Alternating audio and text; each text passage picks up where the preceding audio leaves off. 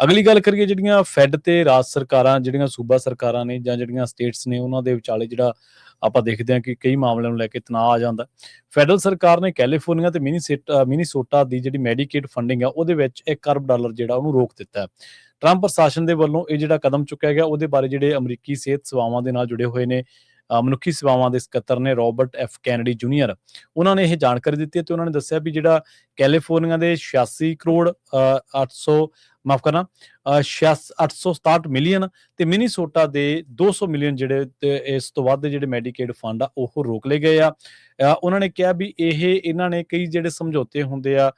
Fed ਦੇ ਤੇ ਸਟੇਟਾਂ ਦੇ ਦਰਮਿਆਨ, ਉਹਨਾਂ ਦੀ ਉਲੰਘਣਾ ਕੀਤੀ ਹੈ ਤੇ ਉਹਨਾਂ ਨੇ ਕਿਹਾ ਵੀ ਜੇਕਰ ਕੈਲੀਫੋਰਨੀਆ ਤੇ ਮਿਨੀਸੋਟਾ ਜਿਹੜੇ ਨੇ ਉਹ ਦਸਤਾਵੇਜ਼ੀ ਸਬੂਤ ਪੇਸ਼ ਕਰਦੇ ਨੇ ਤਾਂ ਫਿਰ ਇਹ ਜਿਹੜਾ ਉਹਨਾਂ ਨੂੰ ਫੰਡਿੰਗ ਆ ਉਹਨਾਂ ਨੂੰ ਜਾਰੀ ਕਰ ਦਿੱਤੀ ਜਾਊਗੀ ਤੇ ਉਹ ਇਹ ਜਿਹੜੇ ਫੰਡ ਨੇ ਦੁਬਾਰਾ ਹਾਸਲ ਕਰ ਸਕਣਗੇ। ਉਹਨਾਂ ਨੇ ਵੀ ਕਿਹਾ ਵੀ ਅਸੀਂ ਇਹਨਾਂ ਦੋਵਾਂ ਥਾਵਾਂ ਦੇ ਉੱਤੇ ਕੈਲੀਫੋਰਨੀਆ ਤੇ ਮਿਨੀਸੋਟਾ ਦੇ ਵਿੱਚ AI ਦਾ ਜਿਹੜਾ ਆਸਰਾ, AI ਦੀ ਜਿਹੜੀ ਮਦਦ ਆ ਉਹ ਲੈ ਰਹੇ ਆ ਤੇ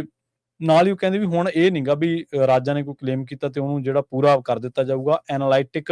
ਐਡਵਾਂਸਡ ਐਨਾਲਾਈਟਿਕਸ ਜਿਹੜੇ ਨੇ ਉਹ ਵਰਤੇ ਜਾਣਗੇ। ਉਹਨਾਂ ਦੇ ਨਾਲ ਕਹਿੰਦੇ ਵੀ ਇਹ ਦੇਖਿਆ ਜਾਊਗਾ ਕਿ ਵਾਕਈ ਰਾਜਾਂ ਦੇ ਜਿਹੜੇ ਦਾਅਵੇ ਨੇ ਉਹ ਸਹੀ ਨੇ ਜਾਂ ਗਲਤ ਨੇ। Centres for Medicare and Medicaid services CMS ਜਿਹਨੂੰ ਆਪਾਂ ਕਹਿੰਦੇ ਆ, ਉਹਦੇ ਤਹਿਤ ਉਹਨਾਂ ਨੇ ਕਿਹਾ ਵੀ ਮਿਨੀਸੋਟਾ ਦੇ ਵਿੱਚ ਧੋਖਾਧੜੀ ਦੇ ਜਿਹੜੇ ਨੇ ਉਹਨਾਂ ਦੇ ਵਿੱਚ 14 ਮਾਮਲੇ ਸਾਹਮਣੇ ਆਏ ਨੇ, ਜਿੱਥੇ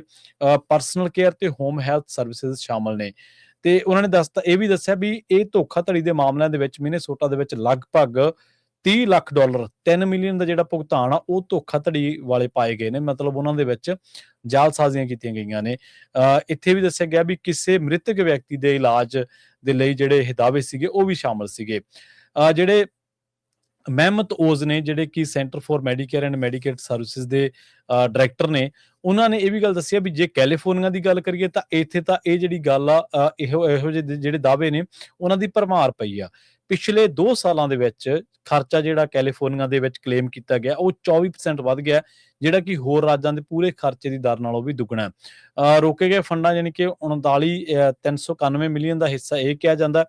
ਤੇ ਉਹਨਾਂ ਨੇ ਵੀ ਦੱਸਿਆ ਵੀ ਕੈਲੀਫੋਰਨੀਆ ਦੇ ਵਿੱਚ ਬਹੁਤ ਸਾਰੇ ਮਾਮਲੇ ਜਿਹੇ ਆਏ ਨੇ ਜਿੱਥੇ ਕੋਈ ਸੇਵਾਵਾਂ ਜਿਹੜੀਆਂ ਉਹ ਦਿੱਤੀਆਂ ਹੀ ਨਹੀਂ ਗਈਆਂ ਤੇ ਉਹਨਾਂ ਦੇ ਬਿੱਲ ਕਲੇਮ ਕੀਤੇ ਗਏ ਨੇ। ਨਾਲ ਹੀ ਉਹ ਕਹਿੰਦੇ ਵੀ ਇੱਕੋ ਸਮੇਂ 4 ਤੋਂ ਵੱਧ ਮਰੀਜ਼ਾਂ ਦੇ ਬਿੱਲ ਬਣਾਏ ਗਏ ਨੇ ਤੇ ਉਹਨਾਂ ਦੇ ਜਦੋਂ ਛਾਣਬੀਣ ਕੀਤੀ ਗਈ ਤਾਂ ਉਹ ਸਰਵਿਸਿਜ਼ ਜਿਹੜੀਆਂ ਸੀ ਉਹ ਜਾਂ ਤਾਂ ਦਿੱਤੀਆਂ ਨਹੀਂ ਗਈਆਂ ਜਾਂ ਫਿਰ ਇੱਕ ਅੱਧੇ ਮਰੀਜ਼ ਨੂੰ ਦਿੱਤੀਆਂ ਗਈਆਂ। ਸੋ ਇੱਥੋਂ ਤੱਕ ਵੀ ਜਿਹੜੇ ਅਨਸੈਟਿਸਫੈਕਟਰੀ ਇਮੀਗ੍ਰੇਸ਼ਨ ਸਟੇਟਸ ਵਾਲੇ ਬੰਦੇ ਸਨ ਉਹ ਵੀ ਕਹਿੰਦੇ ਵੀ ਕੈਲੀਫੋਰਨੀਆ ਦੇ ਵਿੱਚ ਉਹਨਾਂ ਦੇ ਨਾਂ ਉੱਤੇ ਜਿਹੜੀ ਬਹੁਤ ਵੱਡੀ ਧੋਖਾਧੜੀ ਆ ਉਹ ਕੀਤੀ ਆ। ਅੱਜ ਇਹਨਾਂ ਨੇ ਜਿਹੜੀ ਪ੍ਰੈਸ ਕਾਨਫਰੰਸ ਕੀਤੀ ਆ ਉਹਦੇ ਵਿੱਚ ਇਹਨਾਂ ਨੇ ਦੋਨਾਂ ਰਾਜਾਂ ਦੇ ਵਿੱਚੋਂ ਜਿੰਨੇ ਵੀ ਮਾਮਲੇ ਸਾਹਮਣੇ ਆਏ ਸਨ ਉਹਨਾਂ ਦੇ ਬਾਰੇ ਜਿਹੜੀਆਂ ਇੱਕ ਤਰੀਕੇ ਦੇ ਨਾਲ ਪਾਜ ਉਧੇੜ ਕੇ ਰੱਖ ਦਿੱਤੇ ਨੇ। ਆਪਾਂ ਨੂੰ ਪਤਾ ਹੀ ਆ ਵੀ ਗੈਰ ਜ਼ਰੂਰੀ ਖਰਚਿਆਂ ਕਰਕੇ ਇਹ ਟਰੰਪ ਦੀ ਕੈਂਪੇਨ ਦਾ ਇੱਕ ਬਹੁਤ ਵੱਡਾ ਹਿੱਸਾ ਸੀ ਕਿ ਅਮਰੀਕਾ ਦੇ ਵਿੱਚ ਗੈਰ ਜ਼ਰੂਰੀ ਖਰਚਿਆਂ ਨੂੰ ਅਸੀਂ ਠੱਲ ਪਾਉਣੀ ਆ, ਜਿਹੜੇ ਬੇਲੋੜੇ ਖਰਚੇ ਨੇ ਉਹਨਾਂ ਨੂੰ ਘਟਾਉਣਾ। ਤੇ ਇਸ ਮਾਮਲੇ ਦੇ ਵਿੱਚ ਅਮਰੀਕੀਆਂ ਨੇ ਟਰੰਪ ਨੂੰ ਜਿਹੜਾ ਉਹ ਸਮਰਥਨ ਵੀ ਦਿੱਤਾ ਸੀਗਾ ਜੀ।